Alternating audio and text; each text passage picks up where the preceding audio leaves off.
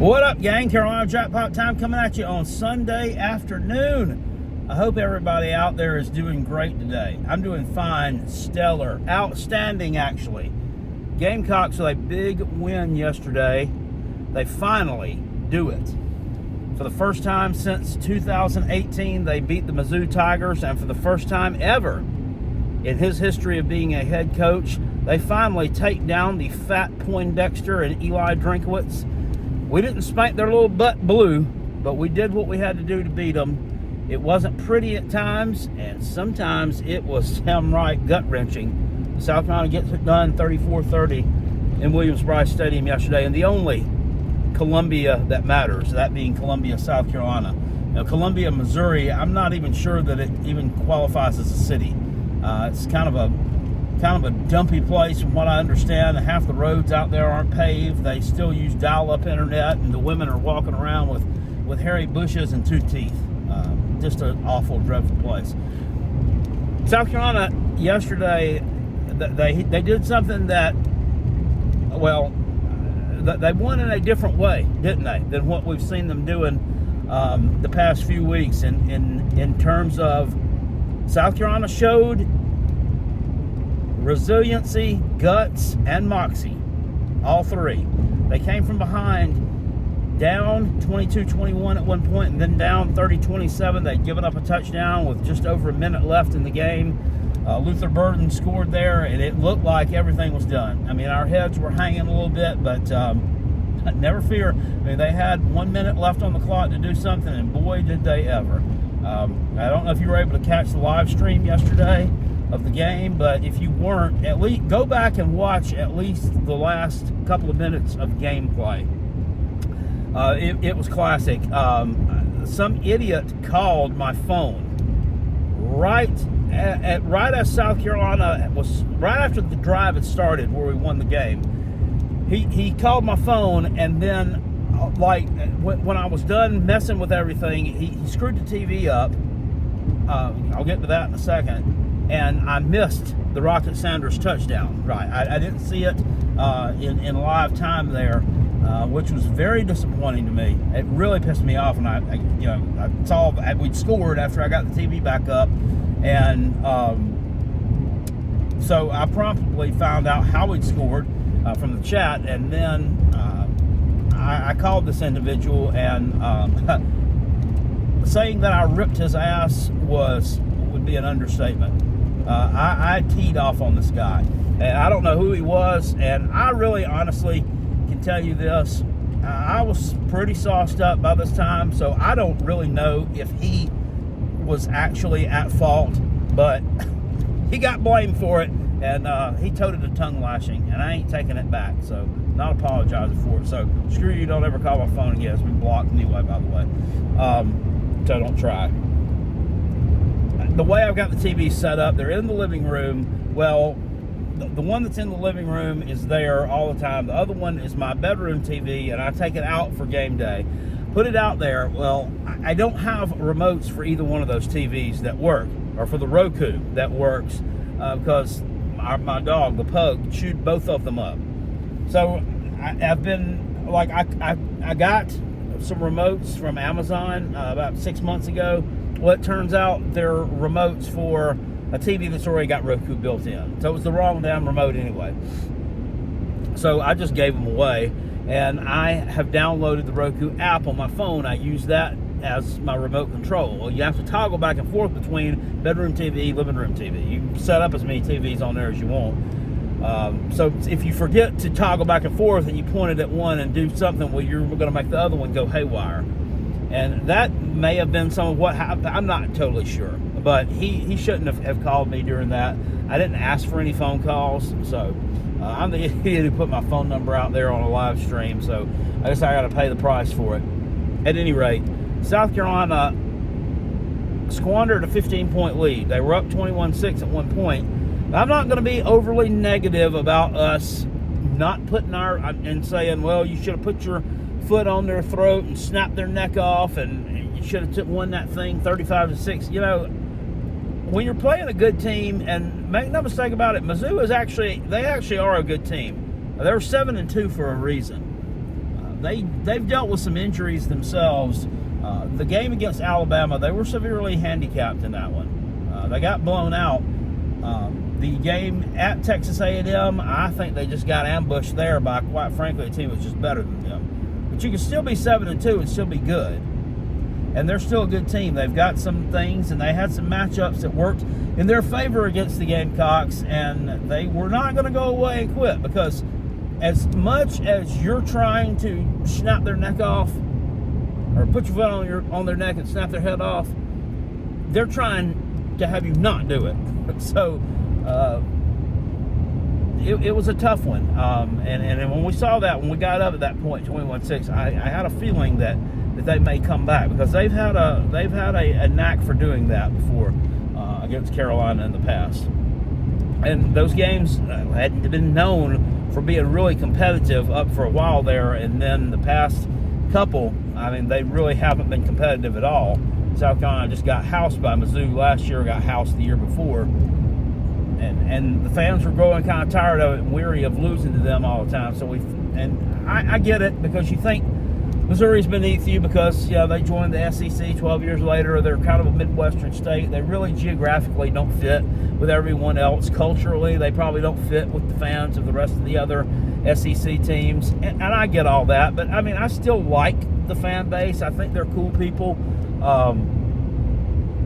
I don't really have anything negative to say about them, other than I don't like losing to them all the time, because they're kind of in that same tier South Carolina is, kind of one of those middling SEC teams that sometimes finds success and sometimes has down years, and kind of has to do a little bit more with less sometimes than some of the other teams at the upper end of the SEC, like your Alabamas of the world, your Texas A&Ms of the world. We have to do a little bit more than some of those teams to be successful. So it feels good to be the team that's kind of on your level, that's kind of embarrassed you for a while. Credit South Carolina's coaching staff yesterday. The time management, especially late in the ball game, it was really, really good. They saved up their timeouts. I do think it was going to be tight at the end, and I credit Coach Beamer for that. And I'm going to tell you guys something. I've given him a ton of flack here on this channel for the past couple of years. You know this as well as anyone has. I've been very negative on Beamer. Sometimes he deserved it. Sometimes he didn't. And I've been kind of hesitant to give him the credit that he deserves. I'm not going to say give him his flowers, because from watching these videos, I absolutely hate that stupid saying. I don't know who came up with it, but whoever did, I wish they'd just go away, because I don't like that saying. I think it sounds gay and it's ridiculous. But I'm going to give him credit for doing a really good job this year with that team. I've always liked Shane Beamer as a person. I thought that he's gotten a little bit over emotional at times, and he's let that getting over emotional kind of cause him sometimes to lash out and he says things that he's thinking. If we all spoke our thoughts, everybody would probably be in jail or be getting the hell beat out of them all the time. So you can't always speak your thoughts, and I think he did a little bit too much of that in some of the interviews when he gets overly emotional. But that's just who he is. It's who he is. He wears his heart on his shirt sleeves. He loves this team. He loves the kids that he's coaching, and he really wants them to perform. And he wants to perform well himself. And he's growing as a head coach, despite the fact, he's close to the same age as me. He's like a couple of years younger than me, and I'm right at almost 50 years old. Despite the fact that he's been in coaching for a long time, he's still very young in terms of his head coaching career. So I gotta kind of remember that sometimes, that he's still gotta grow. And I don't know, he was toiling around as an assistant for a long time before he finally got a head coaching position. And I don't know early on if he wanted to be a head coach. So maybe that's why it took him so long to finally decide, hey, that's what I want to do. I want to dip my toe in the water here. How do I get to be a head coach of a program? So he's still learning the ropes. And he's doing a really good job this year. And I credit him for putting together a staff that has done some really good things this year. I think the running back coach that he picked up from A&M, Blackwell, I was kind of on the fence about this guy at first because he was kind of acting questionable. He's done some amazing things with Rocket Sanders. He's turned him into a totally new running back in that the Rocket Sanders I remember from 2022 seemed to be more of a speed guy instead of the just absolute brick house bowling ball that he's turned into right now. When he scored that touchdown to win the game on that shuttle pass, he wasn't going to not score. Go back and watch it. He was not going to not score. It was one of the most determined runs that I've ever seen by a Carolina running back, ever. This guy was not going to not get in the end zone. It was amazing to see that. And I owe all that to Beamer. He's gotten the right guys here. Offensive line, I've been down on the offensive line staff. They've played really good the past few games. I'm not going to sit here and tell you that they've turned the corner yet because I'm not totally convinced of that. But they've done what they've had to do the past couple of games. You know, Lenore Sellers, 350 yards through the air last night. Now, a lot of that was yards after catch, but he hasn't come anywhere close to that this year. So, at least I don't think he has. And then he's also missed a game as well. So, you know, credit them with that. You got to credit Dowell Loggins with helping develop him too. I know a lot of people don't want to do it. They're kind of hesitant to give Dowell Loggins credit when credit is due, when he's done a really good job, but we're really quick to pile on him when he does a shitty job, or we feel like he's done a shitty job.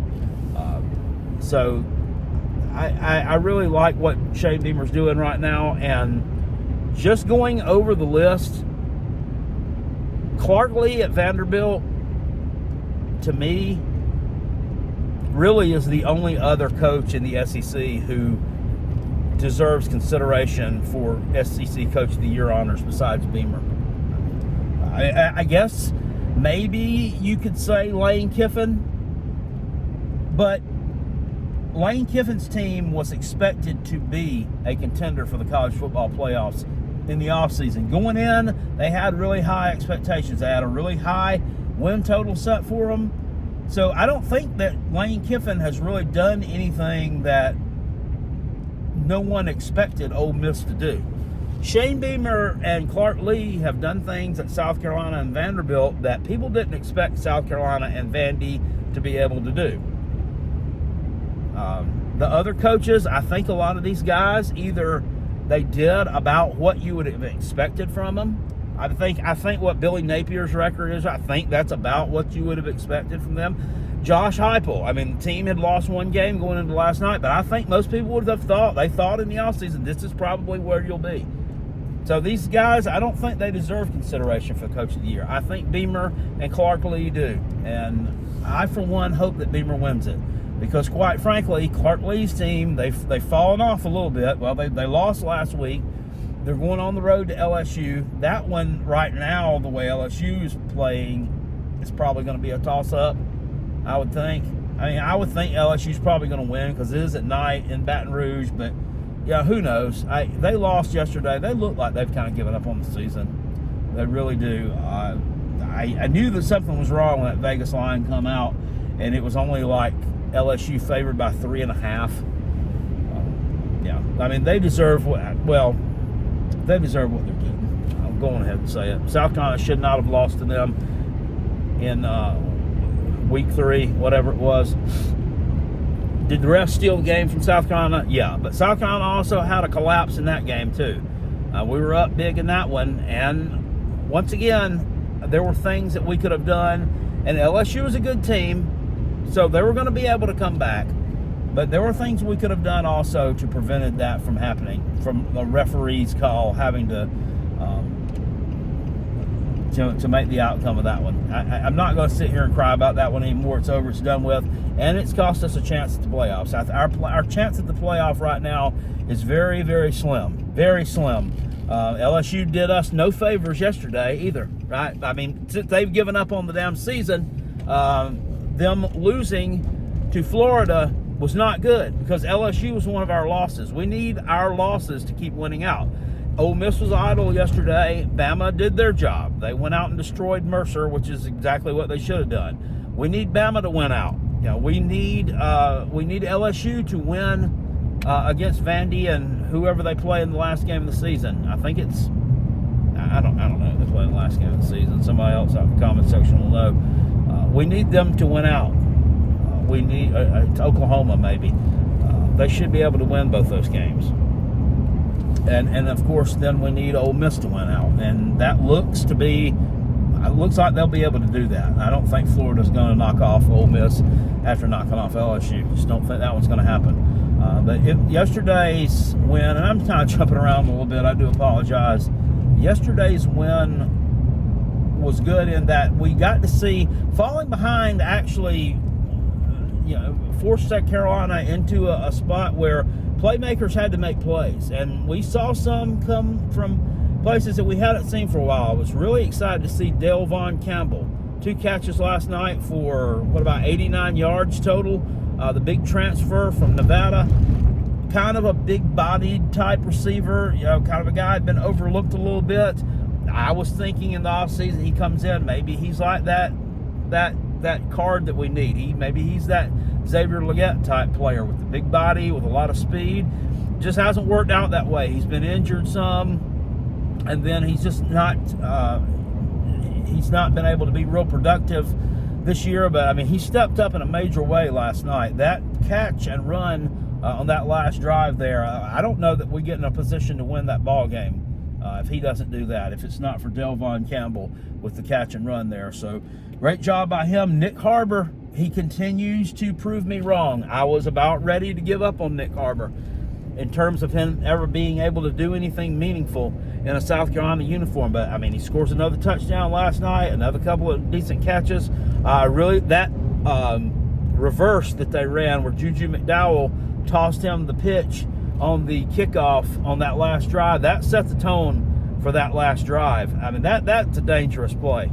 That is a really dangerous play, but they pulled it off, and we got to see some of Nick's speed there. I've always wanted to see Nick on the kickoff or punt returns and see what he can do, and that was a way they utilized his athleticism there. We need to see a lot more of that in the future. Did you see him kind of get out there on the edge? They kind of ran him out of bounds, but he wasn't going to be stopped there if not for that. If he weren't so close to the sideline, maybe he goes the distance there. That would have been tremendous. But so those guys stepped up last night. Lenora stepped up, throwing the ball, kind of picking Mizzou's secondary apart a little bit. And Rocket Sanders, you just can't say enough about this dude. Wow. What a past 3 games, what a huge turn of events and a great little set of games he's had here down the stretch of this season. Just tremendous. South Carolina's rolling right now. I just saw the ESPN poll came out, and they've got South Carolina ranked at number 13. They've got Clemson ranked at number 12. See, this is how in the hell they're ranked number 12? I do not get it. I don't understand. Clemson shouldn't be number 12 in anybody's damn poll. South Carolina ranked at 13 may honestly be a little bit too high also. I think South Carolina's more in the 16 to 18 range maybe right now. But we'll see. They may have ranked them there. Nobody's playing as well right now as South Carolina is, or very, very few of them are playing with the kind of momentum that South Carolina has. So maybe we do deserve to be ranked 13, but I can tell you right straight up that Clemson does not deserve to be ranked number 12. We'll get into them right here. Their game against Pitt, I don't know how many people y'all watched it yesterday. Clemson didn't look good to me. They won the game 24-20. That's about all we can say about it. Pitt was playing with a quarterback there in Nate Yarnell, who's their backup quarterback. Their starting quarterback, Eli Holstein, was injured and scratched, hurt his head, some kind of head injury. So he didn't play. And that's a massive, massive drop-off from Holstein to this guy. Now, Holstein actually transferred in from Alabama. He won the job in summer camp. Yarnell was actually supposed to be their starter. I'm telling you, if this guy had been their starter, they would have probably been a 3-win team instead of the 7-win team they are right now. This guy was awful, awful. You sat back and you watched that game. He had this herky-jerky throwing motion, and every drive was about the same thing. He would get out there, he would throw 2 terrible incompletions, and then somehow or another he would hit one on a receiver, like on a over the middle type thing, and they would run after catch for like 40 yards and get it deep down in Clemson territory, and then the offense would peter out. That was the story of how the game went yesterday. I mean, credit Clemson's defense, I guess, for stepping up when they had to, but I mean, it's Pitt. Pitt was not very good. Pitt's dropped now their last 3 games on the season. They've lost to SMU, got blown out. They lost to Virginia last week at home. How the hell do you lose to Virginia? And to that point, there's no home field advantage there for Pitt. Just looking at this game, it is sad to think that you think about halfway across the state of Pennsylvania and going up a little bit north to State College, Happy Valley. They put like 110,000 asses in the seats at Beaver Stadium for home games. I mean, it's probably one of the best fan bases in college football. At Pitt, there may have been 30,000 people there. I mean, they were sitting down in the end zone the entire game. I mean, you didn't see anybody standing up. You didn't see anybody getting engaged. I mean, it's just a really, really just piss-poor college football environment. And they don't have an on-campus stadium. I know at one time they did, and it was a huge deal. But this is what you get. I mean, when you don't have on-campus stadiums, and like with them in Miami, you're not going to get the kind of fan engagement that you would if you had your own stadium. So it's just really weird the way that works out. But crowd not a factor. Playing a beat-up team that I don't think is very good anyway. I think their record was inflated a little bit. Clemson did just enough to win that ball game. So I'm telling you, South Carolina is going to beat them by double digits in 13 days. You heard it here first. It's a bold claim, but I'm going to stand by it, and I'm not rebuking on that. South Carolina will beat them by double digits in their own dump here in the upstate in 13 days. And there's really not a damn thing you can do about it. There's nothing you can do about it, Clemson. It's going to happen. Dabo, just get used to it, buddy. Close your eyes and just let it happen, because you are not going to beat the Gamecocks again. Just not going to do it. Not this year, anyway. Not going to say you're never going to do it. Okay, that was a little bit bold. You're not beating South Carolina this year. We're not scared of you. Watching you play doesn't intimidate anyone anymore. You just don't. So moving on to Georgia and Tennessee, I kind of put my foot in my mouth, I guess. On Friday, I made a bold claim that the Tennessee Vols would take down Georgia, and I was wrong. I made a bad pick. Somebody put a comment in my YouTube comments down there, said, you made an idiot out of yourself. Well, okay, whatever. Maybe I did. Just because I picked the game wrong, I'm an idiot. Well, then I've been an idiot a lot of times then, because I picked a lot of games wrong. And I'm sure you've probably been an idiot yourself, sir, plenty of times. You probably picked a lot of games wrong, too. Georgia finally turned into Georgia in the second quarter of that game yesterday. And when Georgia turns into Georgia, they're very difficult to beat. There's not a lot of teams that are going to beat them, especially at home. I don't know what switch was flipped, but it worked. Carson Beck didn't make any mistakes last night. Kind of looked like the Carson Beck of old. Saw Oscar Delp catch a couple of touchdown passes. He's been largely ineffective, I mean, really since he's been there. Now, he was playing behind Brock Bowers, so that has a lot to do with that, but he hasn't done a lot this year, so whatever. I mean, fuck Oscar Delp, really. I mean, to be honest with you. If you don't know the backstory to that, Gamecocks we're recruiting him hard. We thought we might have a chance at him back in the 2021. He's class of 22.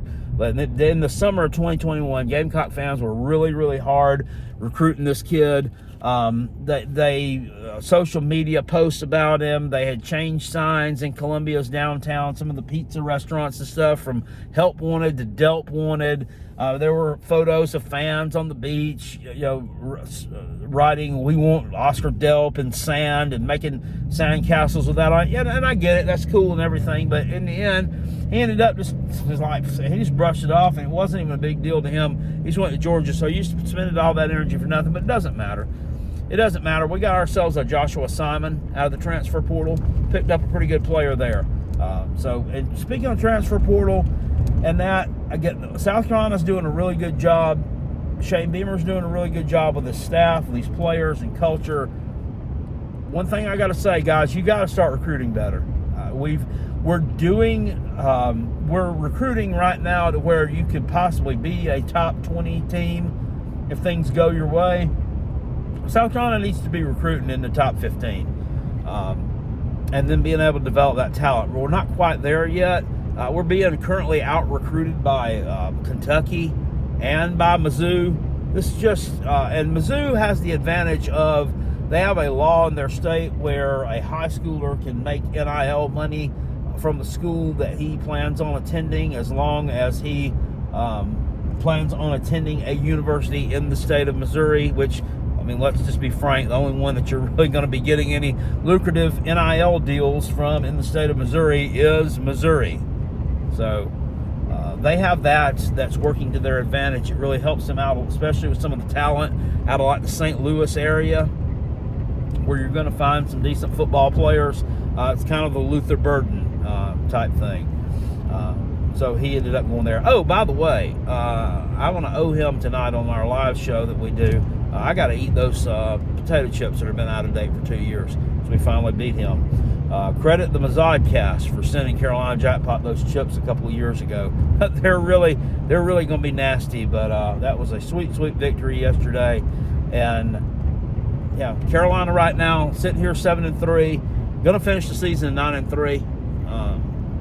Probably not making the playoffs, but we're going to go to a really good bowl, and a lot of people are going to start to take notice after that. And I think those recruits are going to start coming, because I think Beamer's going to work his ass off, and his coaches are going to work their ass off on the recruiting trail to get the talent into Columbia that we need to have there to be able to compete on a yearly basis. What we don't want to do is turn into a Florida State type program who just solely is relying on the transfer portal, ain't recruiting worth a damn, and you see your team fall apart when you miss on portal players. And by missing on portal players, or missing on an entire class, and when I say missing on an entire class, I'm not talking on an individual. Yeah, they missed out on Cam Ward. They've tried to get Cam Ward to come to Florida State. If they had gotten Cam Ward at Florida State, some things might have been a little bit different. They weren't able to get him. Miami was. When I say they missed on the portal class, their evaluations were off. A lot of these guys they brought in just weren't really good football players. Either that, or they weren't able to adapt to a new system. There was not cohesiveness there. And you see what the result is. 1-9. 1-9. Say it again. 1-9. So, shout out to the Florida State fans. I know y'all are having a rough time. I couldn't imagine being a Florida State fan right now, having to go through a 1-9 season. Your entire signing class is decommitted. Things are really, really getting bad. And this is they can't really fire Mike Norvell. His buyout is so damn high. I don't see any way that you fire him. Stranger things have happened. We didn't think they were going to fire Jimbo Fisher because of the buyout, and he got fired. So, this guy, he has a very, very unenviable task of trying to rebuild that program. Because he's going to have to do it with all portal players. Going to have to, because you've lost your entire recruiting class. It's crazy, and that's why I want South Carolina to consistently keep getting better at recruiting, so we don't have to rely on that thing ever. We don't want to rely on it. We want to rely on it to plug holes and provide depth. We don't want to rely on it to build our roster around and supplement our roster with our high school players. We want to build our roster out of our high school players and that talent, and then supplement it with the transfer portal. That's what it's intended to do. You've got other coaches out there that use it in different ways, and some of them it works out, some of it doesn't. I don't think Marcus Freeman has had a quarterback at Notre Dame that they developed in their system since he's been the coach there. And they've relied on one portal player after another every year. They just keep getting new portal players at quarterback. So if I'm a high school quarterback and Notre Dame's recruiting me, I mean, it really doesn't matter to me what kind of bag they give me. If some other team is willing to give me a bag that's maybe a little bit less robust, I'm going elsewhere. Because I'm looking at Notre Dame, I'm like, I'm not going to be able to play, because you're going to go out and get a Riley Leonard every year. And it's not a way to present your program, in my opinion. Just in my opinion. But it's helped South Carolina out tremendously this year, because with not for a Rocket Sanders, I mean, we would be in trouble. I mean, everybody thought in the offseason that South Carolina was going to win maybe 5 games. Because you just didn't have the talent coming in. Nobody thought Rocket Sanders would be the Rocket Sanders of old. Very, very skeptical on that. A lot of doubters out there, including me. I mean, I didn't think that there was any. If you had told me 4 months ago that this is where we would be right now, I'd tell you were full of shit. I would tell you you're absolutely full of it. Here we are, and it feels good to be a Gamecock right now. It feels damn good to be a Gamecock. I mean, it always has felt good, but it feels especially good this season. And with what we're having right now, with the momentum we've got, I see no way that we don't win all of our games, well, our last 2 games, in easy fashion. Clemson's not going to be a problem. I'm sorry, Tater Man, it's not going to be a problem this year. Sorry. So that's about all I got to say about that. I've got to go do some work this afternoon.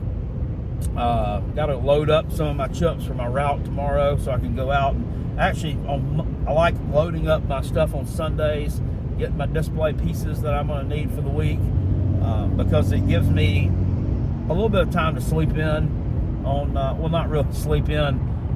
Most of the times I'm getting up at 3 a.m. So on Monday morning, I can normally wait and get up about 4:30, 4:45, something like that, because I go to Food Line first, and you can't check in there until 6:30. So it takes me about an hour and 10 minutes to drive there from my house. So I can sleep a little bit later on Mondays, and I've got to get a little bit of rest when I can get some rest in, because this is a job. It's a fun job.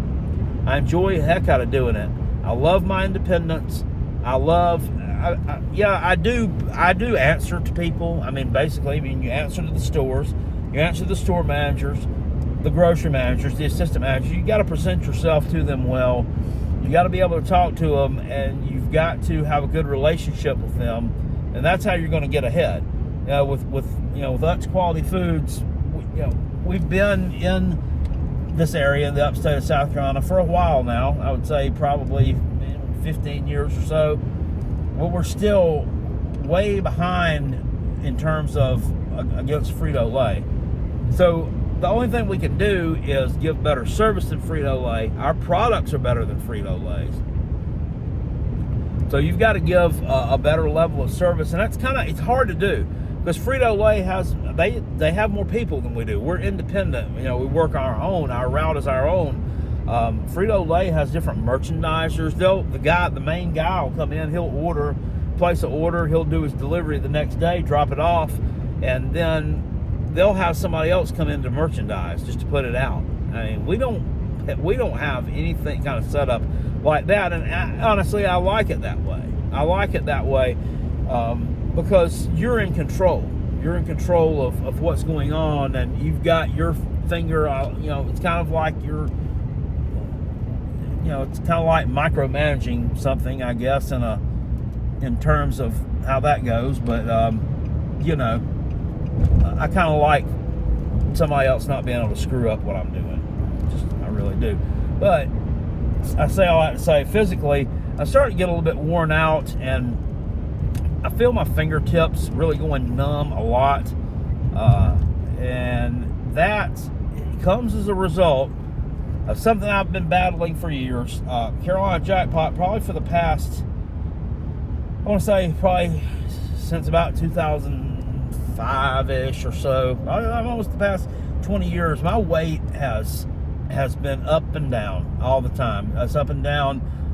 It's on a constant yo-yo. Well, ever since I went on vacation to Pennsylvania back in July, that yo-yo pendulum has swung in the direction of donuts and biscuits and gravy. It just, that's what's happened. I, kind of was on a low-carb diet, and I was doing really well on it. It's a low-carb diet. People now, they're calling it a carnivore diet. It's the same thing as a low-carb diet. Just eating basically a lot of red meats, a little bit of green vegetables sprinkled in there as well, but mostly a lot of red meat, a lot of chicken.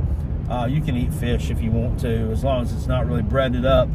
I don't like fish products, though. I don't like anything. I don't like anything that swims in terms of eating it. I like fish. They make great pets or whatever, but I don't like eating them. Seafood. I don't like seafood, and I don't like eggs. That's me. I'm weird. I know it, but those are things I don't care for. And eggs are also a good low-carb food as well that you can eat on the carnivore diet or low-carb diet, however you want to phrase it. And I'm just not a fan.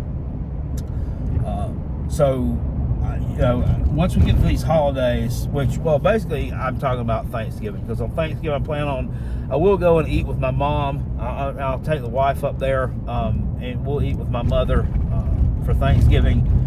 I don't have a real big family, so I don't go to a lot of get-togethers and gatherings and that. And then for Christmas to me, man, and being in retail for all those years, and then now being in route sales, route sales is it follows the same type of schedule for holidays as retail does, in that you work to get ready for Christmas, and then you have the week of Christmas where you have really good sales. I even checked to see what day Christmas is on this year.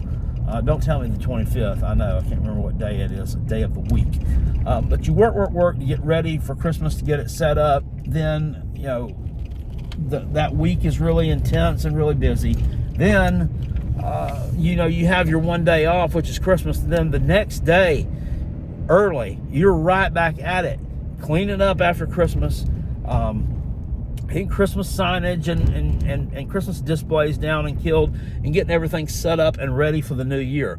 Because I'm going to tell you, if you don't snap back real quick and get ready for your New Year's, you're going to lose a lot of sales. I've always said in retail that I think that New Year's Eve, New Year's Day, that those holidays are the ones where we lose the most sales, because we just haven't recovered from Christmas enough to be ready to get fully merchandised. And it's a totally different type merchandising plan for New Year's as for Christmas. Nobody wants candied cherries and chocolates and baking and shit like that for New Year's. It's all about, your black-eyed peas, your collard greens, your champagne, your beer, your snack foods. You sell a lot of that kind of stuff for New Year's. So, I've got that going on.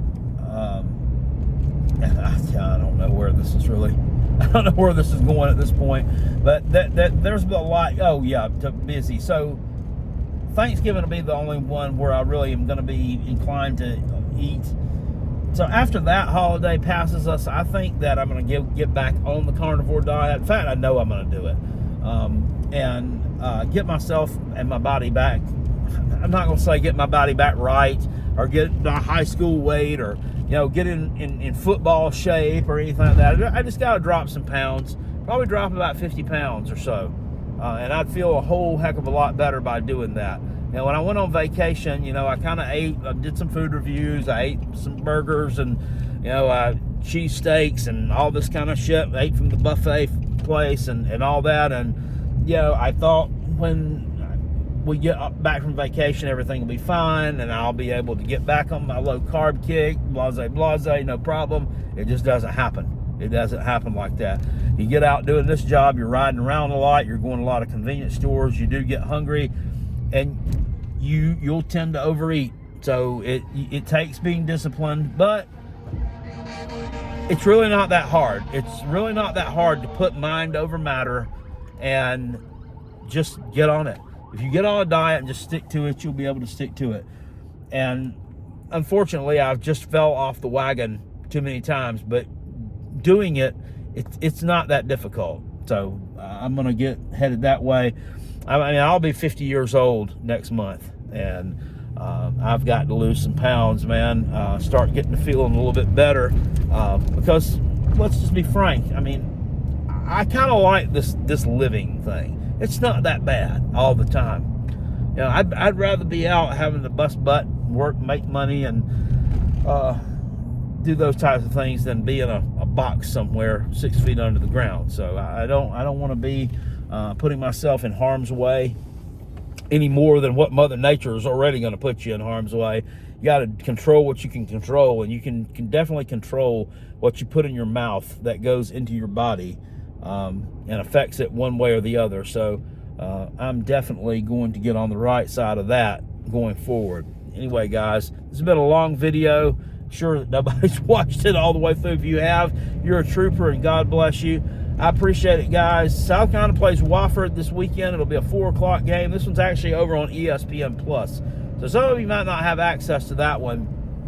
I'd like to find out a way where I could set up my stream and play that game with no sound, like on my computer, and so like we could stream the game, the live stream with the game going on. I've seen people do that before, but I don't want to do anything at all that's going to put my YouTube channel at risk of being shut down, because they will shut your channel down if the copyright violation that you commit is severe enough. Can't do that stuff. So anyway, guys, we'll figure something out, but there will be a live stream next Saturday at 4 o'clock, South Carolina versus Wofford. Make sure you tune in tonight for the live show at 9 o'clock, the Rob and Kale show. It'll be fun this evening. I'll see you guys later on. I appreciate you. Peace. I'm out of here. Go Gamecocks. Love you guys. See ya.